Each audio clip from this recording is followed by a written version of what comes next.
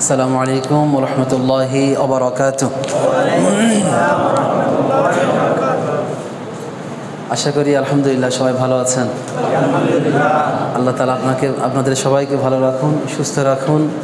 সুস্থতার সাথে সবাইকে আল্লাহ তাআলা নেক হায়াত দারাজ করুন, দোয়া করি আমরা। তো আমরা আজকের পড়ার মধ্যে চলে যাচ্ছি ইনশাআল্লাহ। কেমন? আউযু বিল্লাহি মিনাশ শাইতানির রাজীম। বিসমিল্লাহির রহমানির রহিম।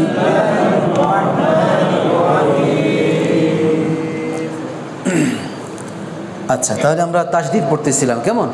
তাসদিদ জজমের সাথে হরকত দিয়ে পড়াকে তাসদিদ বলে। তাসদিদ হরফ কবার পড়তে হবে? দুইবার। প্রথমবার জজম দিয়ে হুবহু জজমের মতো, কেমন? আর দ্বিতীয়বার হরকত অনুযায়ী, জবর থাকলে আকার, জেদ থাকলে রস্যিকার, পেশ থাকলে রস্যকার।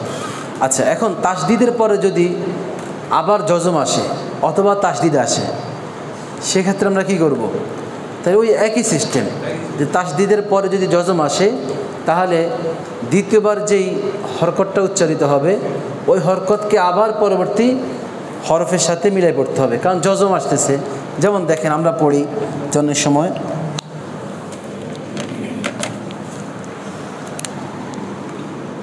আমরা সূরা বিসমিল্লাহর মধ্যে কি পড়ি? আর রহমান, তাই না? আচ্ছা, তাহলে হরফের নাম বলেন। আলিফ, লাম, র, হা, মিম, নুন। একক কি? অ, ল, র, হ, ম, ন। তাহলে অয়ে আকার আ, অয়ে আকার আ। তাহলে এখানে র রুফের কি? তাসদিদ। তাহলে অয়ে আকার র, আর অয়ে আকার র, রয়ে আকার র। এখন এখানে এই যে দ্বিতীয় হরফের মধ্যে কি আছে? জজম আছে। কেমন?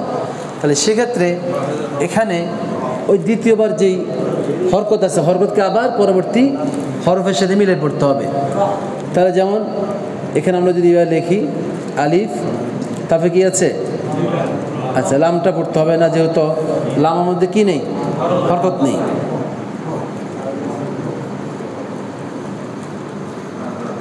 আচ্ছা, এখন দেখেন তাহলে অয়ে আকার আ, র, আর, আর, আর, তারপর রর উপরে কি? জবর। তাহলে রয়ে আকার, তাহলে রয়ের মধ্যে আকার দিলে আকার হবে র। তাহলে আর র, আর র। এখন হয় আবার হর মধ্যে, তাহলে হর মধ্যে কি? জজম। তাহলে হায়ের মধ্যে জজম হলে শুধু হ, তাহলে কি হবে? রহ। তাহলে আর রহ, আর রহ। আবার বলেন আর রহ, আর রহ, আর রহ, আর রহ। আবার বলেন আর রহ, আর রহ। ময়ে খাড়া, মনে, হ্যাঁ, মিমে খাড়া জবর মা। তারপর নয় রস্যকার, নয় রস্যকার নু। তাহলে কি হবে? এই যে লাম কি হবে? যে হরফে হরকত নেই তাকে নিয়ে চিন্তা নেই, তাহলে মাঝখানে যে লামটা এটা বাদ। তাহলে সরাসরি আমরা এখান থেকে এখানে চলে যেতে হবে। কেমন? তাহলে অয়ে আকার র, আর রয়ে আকার হ, রহ, আর রহ। ময় খাড়া জবর মা, আর রহ মা। নুনে নয় রস্যকার নু। কেমন? আর রহ মান। তাহলে তাসদিদের পরে যদি জজম আসে, তাসদিদের পরে কি আসে? জজম আসে। তাহলে প্রথমবার ডান দিকের হরকতের সঙ্গে মিলে পড়তে হবে, আবার দ্বিতীয়বার পরবর্তী বামের হরফের সাথে মিলে পড়তে হবে। কেমন? এভাবে আর রহমানু। আবার বলেন আর রহমানু। আবার বলেন আর রহমানু। সবাই বলেন আর রহমানু। জজম আলাদা করলাম। কেমন? এটার নামও কি?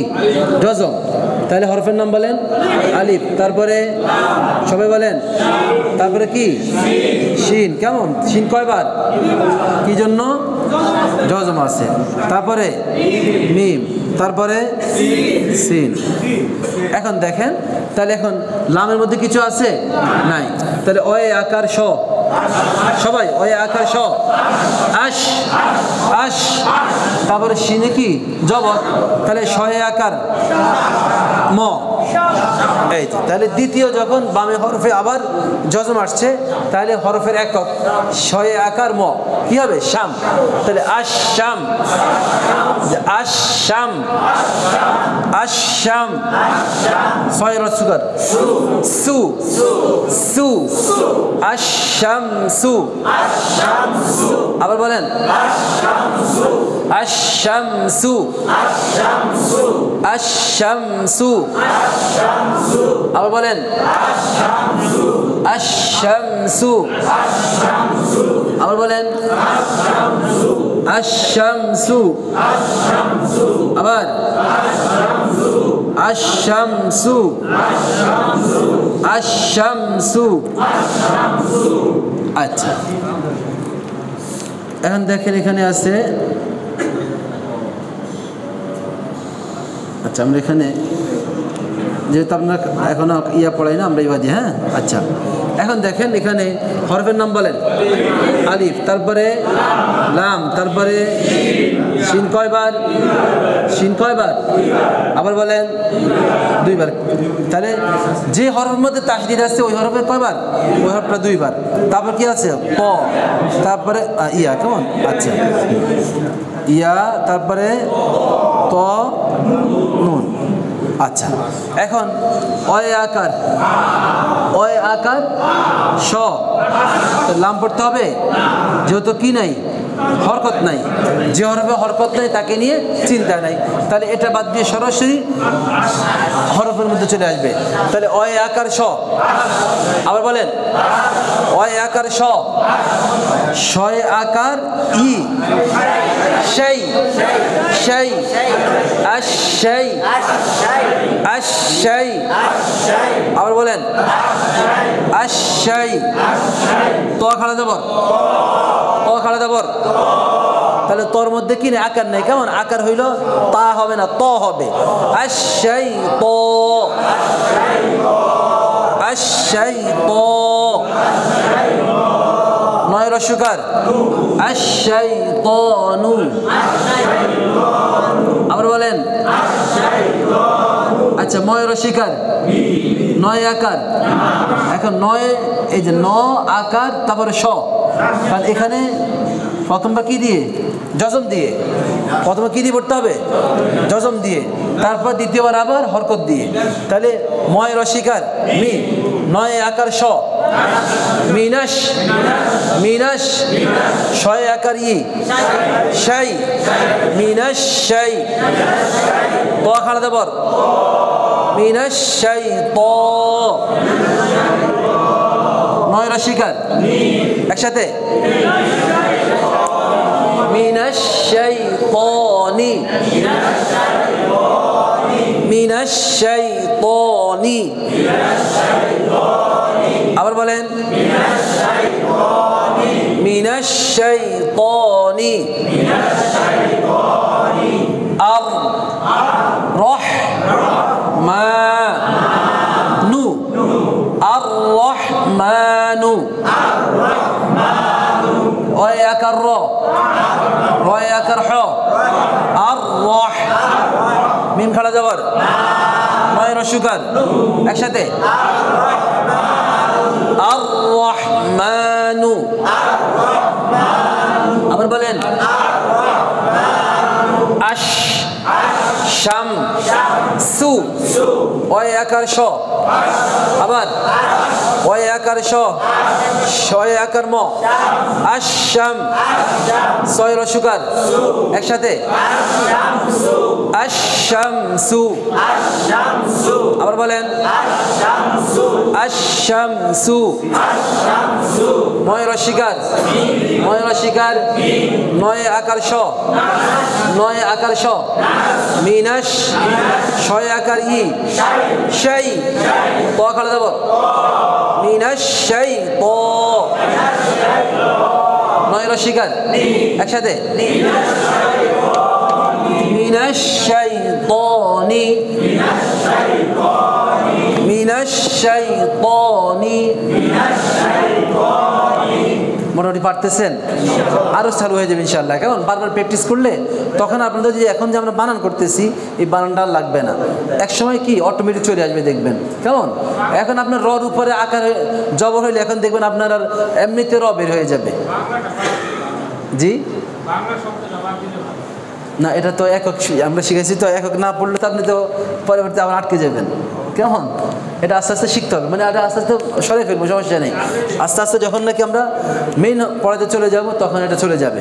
তখন ওই যে অয় আকার আ, তখন বলতে তখন আ, আশ, সেই, ত, নু, এভাবে হয়ে যাবে ইনশাআল্লাহ। কেমন? আচ্ছা, এখন তাসদিদের ক্ষেত্রে 4টা বিষয় আমাদের লক্ষ্য রাখতে হবে। কয়টা বিষয়? তাসদিদের ক্ষেত্রে আমাদের 4টি বিষয় একটু জরুরি। সেক্ষেত্রে 1 নাম্বার হচ্ছে তাসদিদের যে 4টা বিষয় জরুরি, এর মধ্যে একটা হচ্ছে, একটু যদি আমরা সবাই খেয়াল করি, এই হরফের নাম কি? মিম। এটার নাম নুন। মিমে এবং যদি নুনে যদি তাসদিদ হয়, কি হয়? মিমে এবং নুনে যদি কি হয়? তাসদিদ হয়, তাহলে গুণনা করে পড়তে হয়। কি করতে হয়?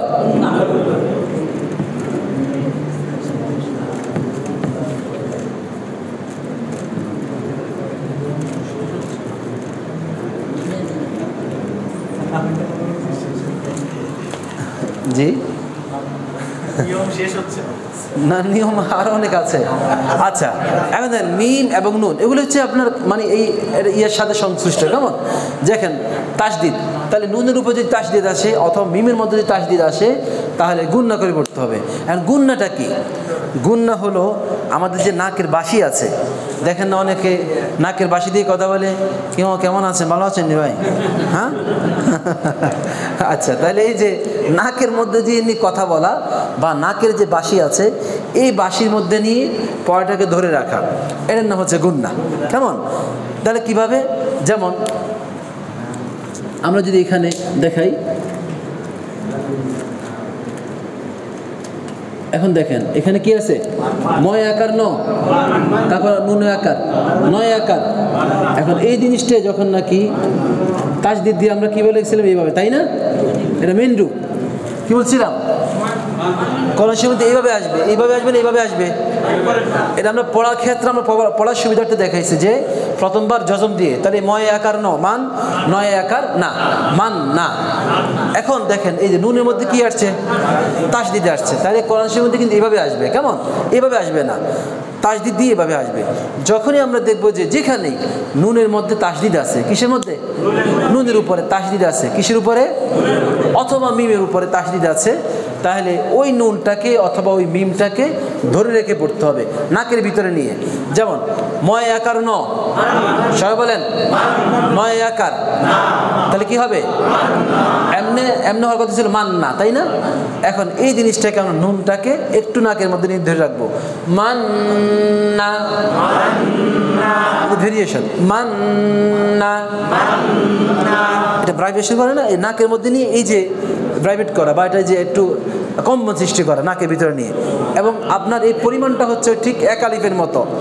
এখন আপাতত একটু বেশি দেন, 1 আলিফ থেকে একটু বেশি দেন, কারণ আমরা পরবর্তী যাতে করে জায়গার মতো বসতে বসতে 1 আলিফ মতো পাইতে পারি। কেমন? এখন যদি 1 আলিফ দেন তাহলে পরে কিন্তু কমে যাবে, এই জন্য আমরা একটু বেশি দিতে আসছি। দেখেন মান না, সবাই মান না, আবার বলেন মান না, মান না, মান না, আবার বলেন মান না।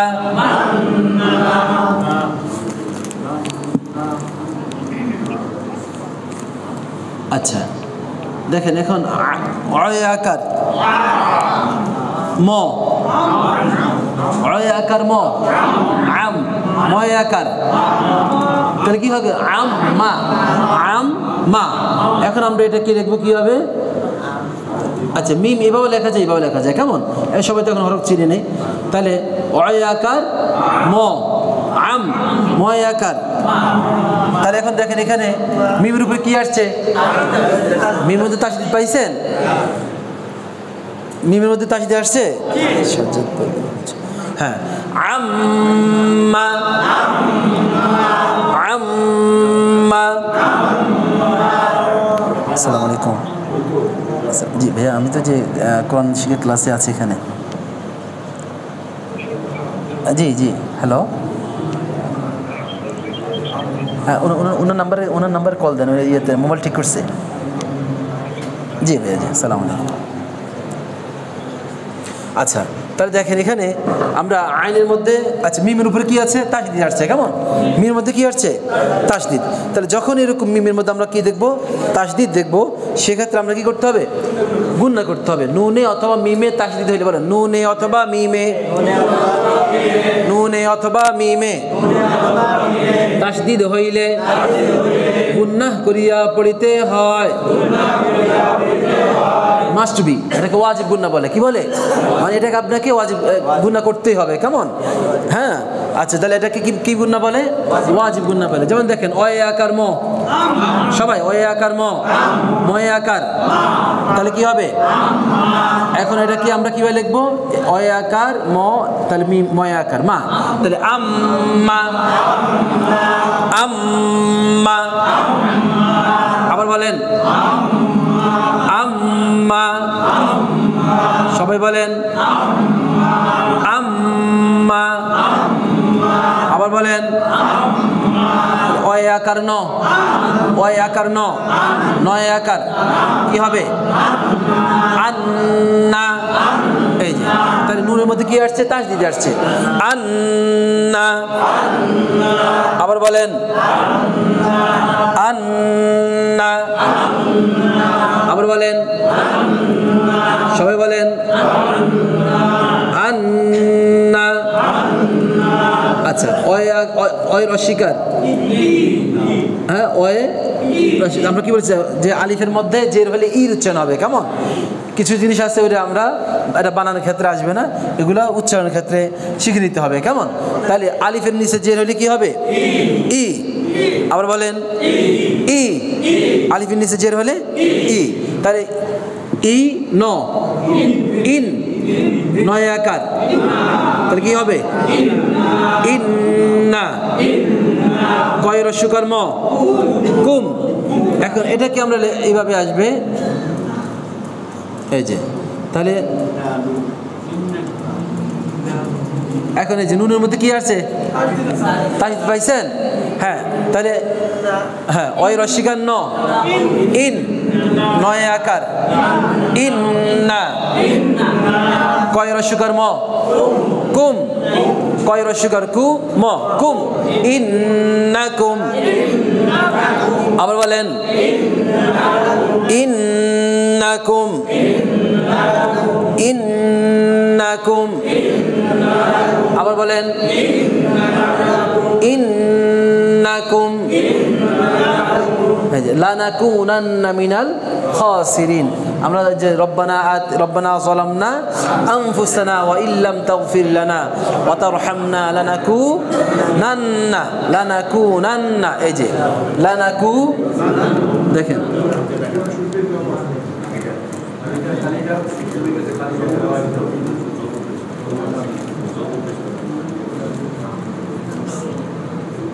আচ্ছা, আমরা এখন যে মদের হরফটা এখনো পড়াই না, ওটা আমরা দেখাবো। কেমন? আচ্ছা, এখন দেখেন এই যে নয় আকার ন, নান, তারপর নয় আকার, কেমন? না, নান না, তা নুনের মধ্যে তাসদিদ আসছে, তাসদিদ আসছে। যখনই আমরা নুনের মধ্যে কি দেখবো? তাসদিদ দেখবো, সেক্ষেত্রে আমরা কি করবো? গুণনা করতে হবে নুনে অথবা মিমে। নুনে অথবা মিমে তাসদিদ হইলে কি করতে হবে? তবে নুনে অথবা মিমে তাসদিদ হইলে গুণনা করিয়া পড়িতে হয়। তাহলে এটা কি বলে? ওয়াজিব গুণনা বলে। কি গুণনা? ওয়াজিব গুণনা। পারবেন ইনশাআল্লাহ? সবাই পারবেন? যেমন কুল আউযু বিরাব্বিন, এই যে বিন নাস, মালিকিন নাস, সবগুলোর মধ্যে কি হবে? গুণনা হবে। কুল আউযু বিরাব্বিন, তাহলে বিন ধরে রাখবেন। কুল আউযু বিরাব্বিন নাস। দেখেন বিরব্বিন নাস, আমরা একটু লিখে দেখাই দিই।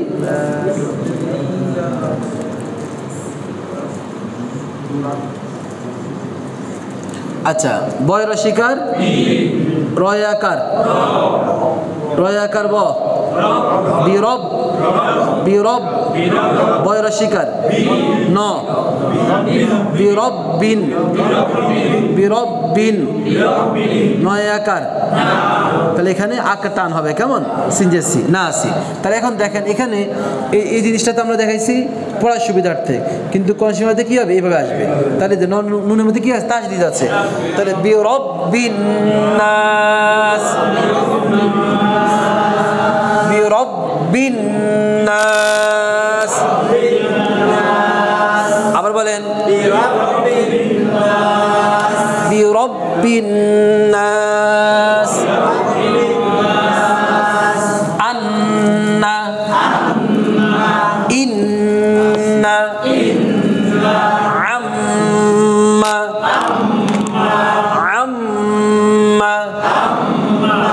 লানাকুনান্না আচ্ছা এখন 2 নম্বর একটা নিয়ম হচ্ছে যে আমরা যে তানবিন পড়ছি খেয়াল আছে আপনাদের তানবিন কাকে বলে তানবিন 2 জবর 2 জের 2 পেশে কি বলে এই তানবিনের পরে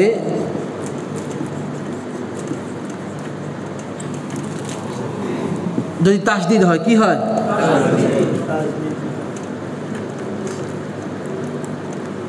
তানবিনের পরে তাসদিদ হয় তাসদিদ হলে আচ্ছা তাসদিদ হলে তানবিনের পরে তাসদিদ হলে ওই তানবিন থেকে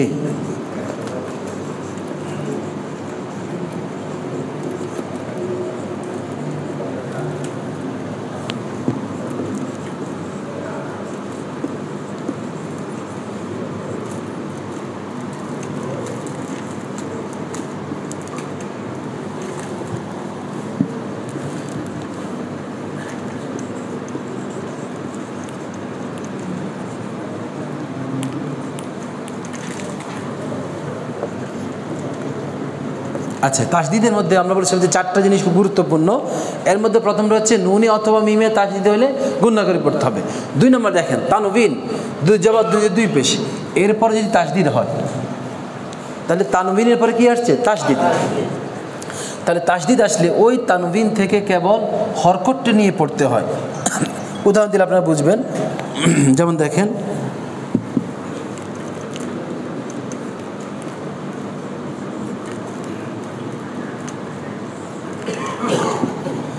দেখেন এখানে আসলে এটা না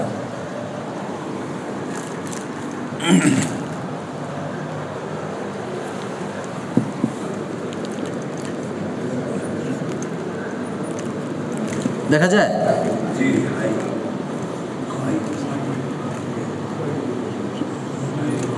আচ্ছা এখন দেখেন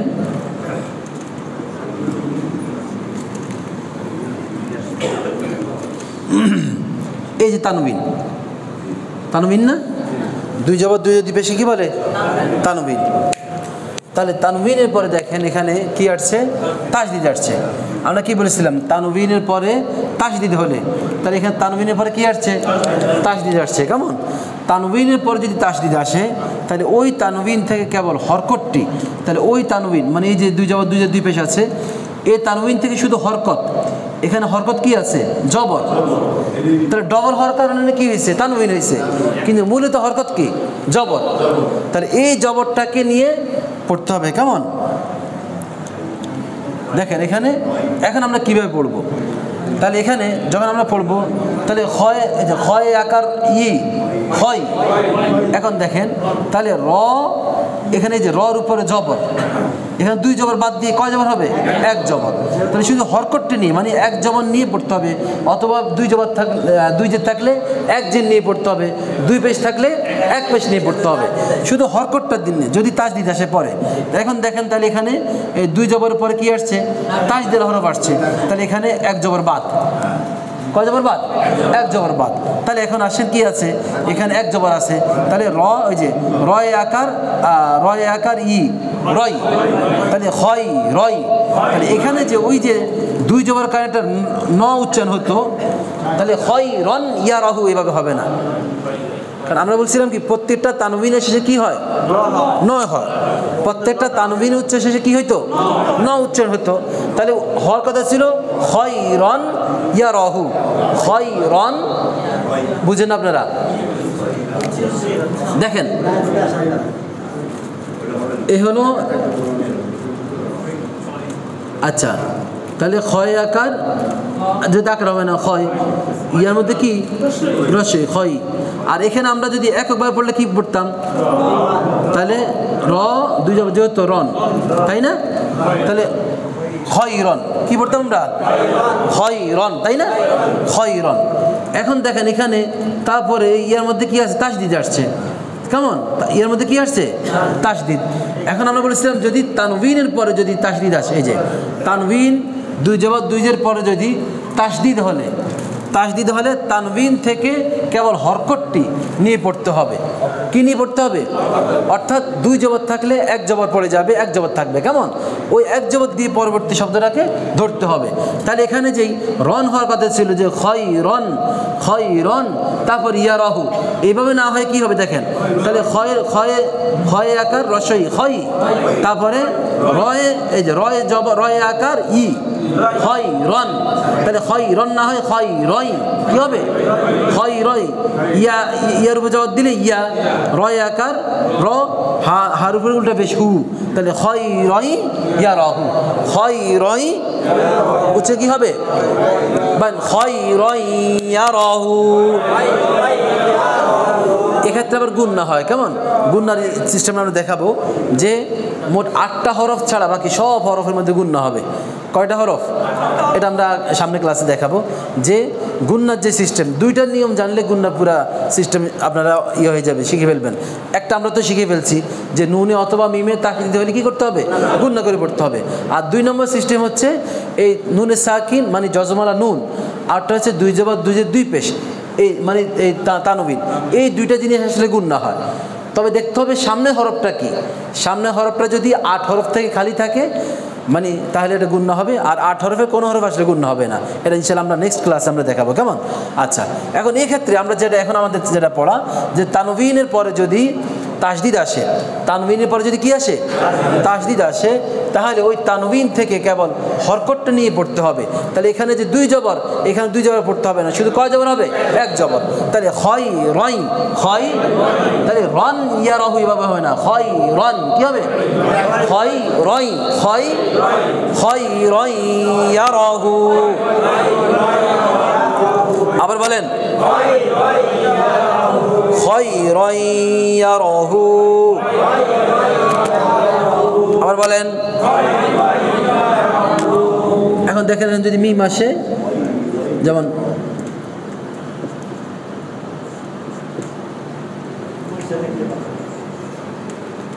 আচ্ছা এখন দেখেন এখানে তাহলে